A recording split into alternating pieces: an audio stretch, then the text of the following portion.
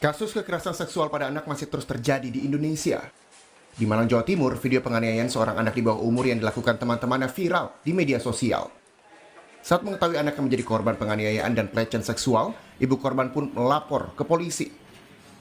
Dari penangkapan, polisi juga amankan sejumlah alat bukti, dari pakaian yang digunakan korban dan pelaku, hingga ponsel yang berisi rekaman video kekerasan yang dialami korban. Setelah melakukan gelar perkara, polisi kemudian menetapkan 7 orang pelaku sebagai tersangka. Dari 7 anak yang berhadapan dengan hukum, 1 orang tidak ditahan karena masih berusia di bawah 14 tahun. Sementara, 6 orang lainnya ditahan di rutan anak Polresta Malang Kota. Dari 10 yang sudah kita amankan, 7 orang anak yang sudah kita tetapkan sebagai tersangka. Hal ini berdasarkan kepada peranan-peranan masing-masing yang dipersesuaikan dengan hasil visum. Selanjutnya berdasarkan bukti-bukti dan fakta-fakta yang sudah kita amankan. Kasus kekerasan seksual pada anak juga terjadi di Kota Padang, Sumatera Barat. Seorang pengurus musola ditangkap karena melakukan pencabulan terhadap 14 orang anak. Pelaku sempat menjadi sasaran kemarahan warga sebelum diserahkan ke polisi. Dalam aksinya, pelaku mengiming-imingi korban dengan meminjamkan HP sebelum akhirnya melakukan kekerasan seksual. Masih di Kota Padang, sebelumnya 2 orang anak perempuan juga menjadi korban kekerasan seksual. Mirisnya pelaku merupakan keluarga dekat korban, yaitu kakek, paman, 3 orang kakak laki-laki korban.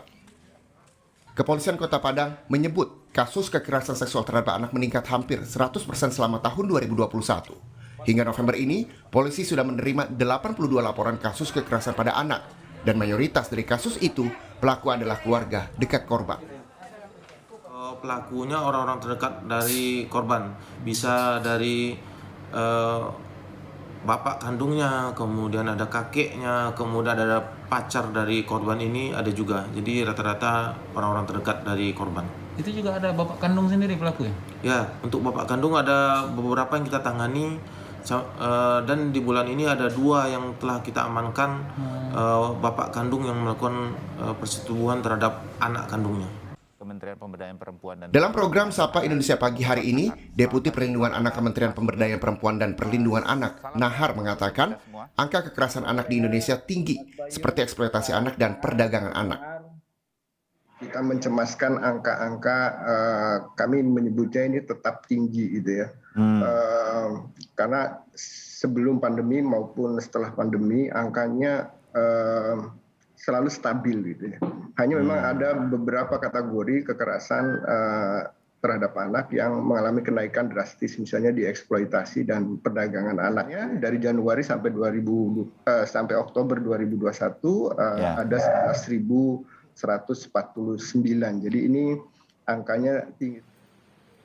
Sementara Komisioner KPAI, Ai Mariati Soliha, mengatakan bahwa masih relevan Indonesia disebut darurat kekerasan seksual pada anak. Evaluasi untuk langkah perbaikan dalam hal penanganan dan rehabilitasi terhadap korban perlu dilakukan. Pertama, angka dan data ya, ini harus menjadi komparasi dari setiap tahun. Tentu situasi darurat harus ditopang dengan berbagai pelaporan serta asumsi kita tidak terlaporkan karena yang terjadi adalah fenomena gunung es. Sehingga kalaupun darurat ini dikaitkan dengan data, saat ini masih relevan. Yang kedua, seperti tadi disampaikan, ada situasi yang memang juga tidak bisa kita kendalikan penuh, situasi pandemi. Sehingga perhatian pembangunan itu memang mau tidak mau, suka tidak suka kita katakan ya, ada perhatian yang terbelah antara penanganan kekerasan dan kejahatan seksual yang selama ini sudah on the track, itu mengalami kemunduran. Yang ketiga tentu pada persoalan penanganan dan rehabilitasi ya, sehingga mengembalikan korban pada kewajaran ini mengalami kendala yang luar biasa. Sehingga berapa jumlah penanganan, berapa kasus ini yang betul-betul belum simetris. Nah, inilah yang menjadi problematika kita, sehingga instrumen hukum, komitmen, serta kerja keras semua pihak memang patut kita buka ya, kita evaluasi untuk langkah perbaikan. Melihat banyak kasus kekerasan pada anak yang terjadi tidak hanya di kota besar, melainkan di sejumlah daerah terpencil di Indonesia, Ketua Indonesia Police Watch, Sugeng Teguh, mengatakan bahwa penanganan anak yang berkonflik dengan hukum diharapkan polsek-polsek di sejumlah daerah diberi pemahaman sistem peradilan pada anak. Untuk meningkatkan satu profesionalisme penanganan terhadap anak-anak yang berkonflik dengan hukum, polsek-polsek juga walaupun belum ada unit PPA, para polisi dalam hal ini penyidik dan penyelidiknya itu juga diberi pemahaman terkait dengan sistem peradilan pidana anak, ya, Undang-Undang Nomor 11 Tahun 2012 tadi, ya.